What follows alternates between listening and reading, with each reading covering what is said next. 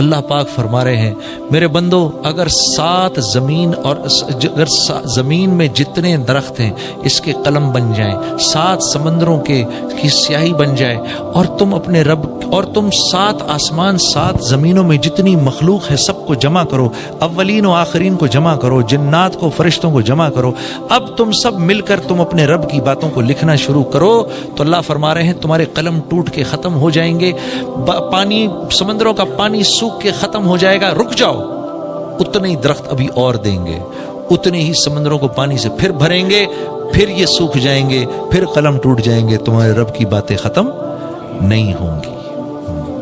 یقین مانو، یقین کرو، حالت نزا پر کافر بھی اس بات کو مانے گا، مسلمان بھی اس بات کو مانے گا، سب مانیں گے اللہ سے ہوتا ہے، ہاں مانیں گے۔ فرعون جیسے انا ربکم الاعلی جس نے اپنے آپ کو بولا انا ربکم الاعلی، میرے سے بڑا رب کوئی نہیں، شیطان اس کے پاس آیا اور کہنے لگا ابے بدبخت، رب ہونے کا دعویٰ تو میں نے نہیں کیا، تو کہاں سے کر بیٹھا؟ ہاں تو کو بہت بڑی شے ہے تو؟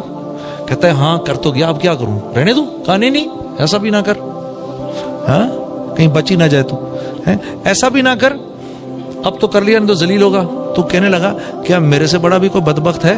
کہا ہاں ایک آدمی ہے کہ جب اس کا بھائی اس سے معافی مانگنے آئے وہ اس کو معاف نہ کرے، یہ تجھ سے بھی بڑا بدبخت ہے۔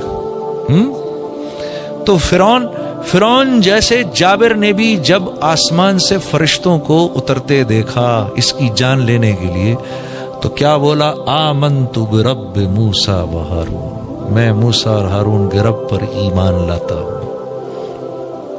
یہاں ایک عجیب بات ذہن میں آئیے آپ کے سامنے عرض کر دوں کہ ابو جہل جب مرنے لگا تو رسول اللہ صلی اللہ علیہ وسلم نے صحابہ سے پوچھا کون اس کی گردن لے کر آئے گا؟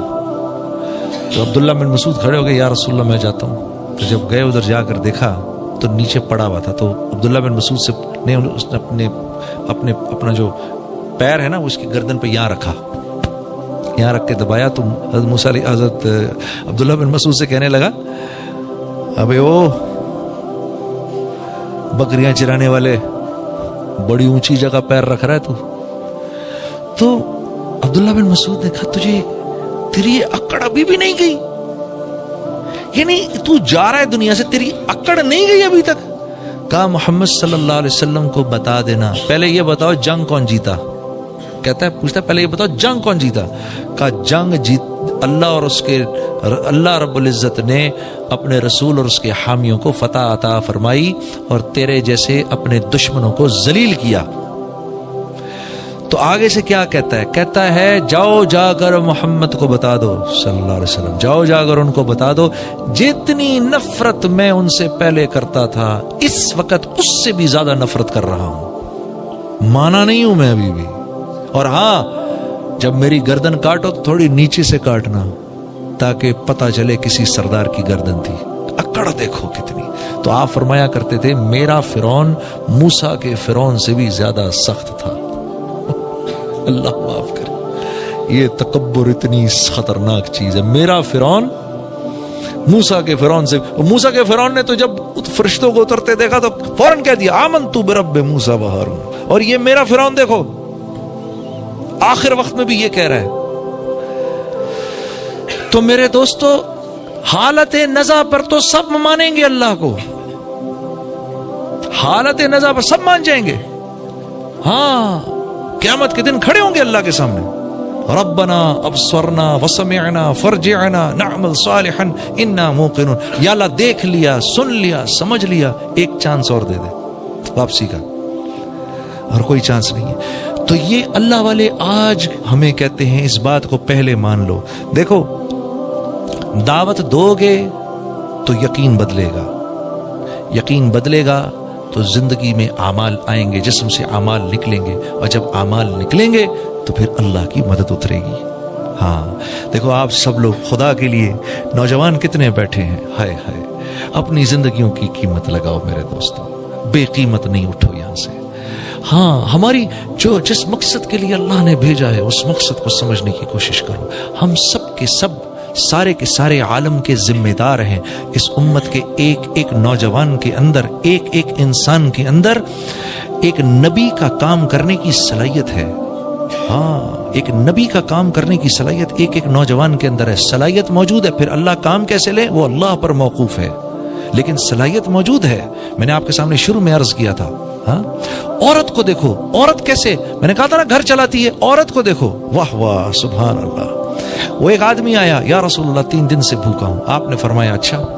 اپنے گھروں میں پتہ کرایا تو 9 گھروں میں کچھ نہیں تھا کھانے کو. صحابہ سے پوچھا بھائی کوئی لے جائے گا میرے مہمان کو گھر؟ ثابت بن قیس رضی اللہ تعالیٰ کھڑے ہو گئے، یا رسول اللہ میں لے جاؤں گا.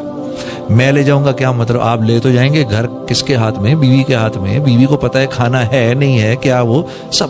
اب جب گھر لے کر گئے تو اب اسی لجاجت سے بیوی سے بات کی، کیونکہ مدینے کی جو انصار تھے ان کی بیویاں تھوڑی سی ذرا سخت مزاج تھیں. بنی ہوئی نہ ہو تو مسئلہ کھڑا ہو جائے، لیکن وہ بنی ہوئی خواتین تھیں، صحابیات بنی ہوئی خواتین تھیں. کہا کس کو لائے؟ کہا محمد صلی اللہ علیہ وسلم کا مہمان لایا ہوں. وہ بنی ہوئی تھیں، اہلن و سہلن. اچھا بھوکا ہے 3 دن سے، کچھ کھانے کو ہے؟ کہا کھانے کو تو تھوڑا ہے، اتنا ہی ہے کہ بچوں کو کھلا دوں. اتنا ہی ہے کہ بچوں کو کھلا دو. ہم میں سے تو کیا فرمایا کہ ایسے ہو سکتا ہے کہ ان کو سلا دو، ان کو نہ کھلاؤ، یہ کھانا اس کو دے دو. ہم میں سے کتنے کر سکتے ہیں اس طرح؟ بچے کو بھوکا سلا دیں، روتا پیٹتا، کوئی نہیں بیٹا سو جا، اور کھانا لے جا کے مہمان کے سامنے رکھتے ہیں. بنی ہوئی عورتیں دیکھو، عورت کیسے کیسے دین کی دعوت مل رہی ہے اس عورت سے. باپ تو کہہ دیتا ہے، اب وہ اس ماں نے کس دل سے بچوں کو بھوکا سلایا ہوگا. سو جا بچوں، سو جا سو جا سو جا. بنی ہوئی عورت، اس امت کی عورت کیسی داعیہ ہے. کہا ٹھیک، بچوں کو سلا دیا. اچھا جب کھانا لے کر آئیں تو صاحب ابن قیس سے مشورہ کر رہے ہیں بیوی سے، تمہاری کیا رائے، اگر ہم اس کو کھائیں گے تو یہ بھی ہم بھی کھائیں گے تو وہ بیچارہ کیا کھائے گا؟ ہاں تو کیا طے ہوا؟ ٹھیک ہے جب کھائیں گے مشل بہانے سے بجھا دیں گے، سارا کھانا اس کے سامنے رکھ دیں گے، یہ کھا لے، اس کے بعد ہم ہاتھ ہلاتے رہیں گے تاکہ اس کو پتہ نہ چلے کہ ہم نہیں کھا رہے. اگر اس کو ایسا لگا تو یہ نہ ہو کہ اس بیچارے سے کھایا نہ جائے. بہانے سے مشل بجھائی، سارا کا سارا کھانا لا کے مہمان کے سامنے رکھا. دونوں میاں بیوی ہاتھ ہلاتے رہے. اس نے کھایا، دعائیں دی اور چلا گیا. صبح کو جب آپ مسجد میں آئے تو اللہ کے نبی صلی اللہ علیہ وسلم کی آپ پر نظر پڑی. نظر پڑتے ہی آپ مسکرائے اور آپ نے کہا ثابت تیری رات کی مہمانی اللہ کو بہت پسند آئی. یہ اس عورت کی وجہ سے ہے، اس عورت کی وجہ سے. بچے بھی داعی ہیں، ہاں عورت بھی داعیہ ہے. ہاں حکمت بصیرت سے، حکمت بصیرت سے. یہ حکمت بصیرت انشاءاللہ آپ جب اللہ کے راستے میں نکلیں گے اللہ آپ کو سکھائے گا، اللہ آپ کو لسان القوم سکھائے گا. ہاں مہاجروں میں جاؤ تو کیا بات کرنی ہے، پٹھانوں میں جاؤ تو کیسے بات کرنی ہے، پنجابیوں میں جاؤ تو کیسے بات کرنی ہے، بلوچوں میں جاؤ تو کیسے بات کرنی ہے. ہاں اللہ ان لوگوں، سندھیوں میں جاؤ تو کیسے بات کرنی ہے. ہاں ہم پٹھانوں کو کریڈٹ دیتے ہیں بڑی بہت زیادہ مہمان نوازی کا، بہت مہمان نواز ہیں، اس میں کوئی شک نہیں ہے. لیکن میں ایک بات ضرور اس میں ایڈ کروں گا کہ میں نے جو سندھ میں مہمان نوازی دیکھی، غریب غربا میں، انٹیریئر سندھ میں، یقین کرو وہ مہمان نوازی میں نے کہیں نہیں دیکھی. ہاں ایسی مہمان نوازی نہیں دیکھی. وہ واقعی اتنے غریب ہوتے ہیں اپنے منہ کا نوالا نکال کے آپ کو کھلاتے ہیں.